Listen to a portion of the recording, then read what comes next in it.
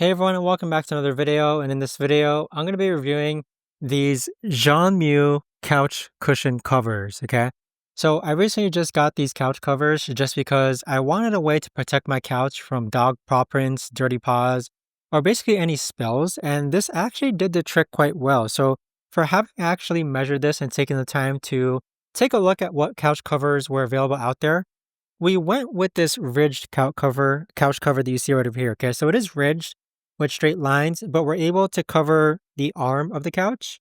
We're able to cover the seat of the couch, and we're also able to cover the back of the couch. So I'm really pleased with the Jeanmu couch covers. We have these on our Zone Cream modular couch and this beats having to place blankets on the couch or covers on the couch.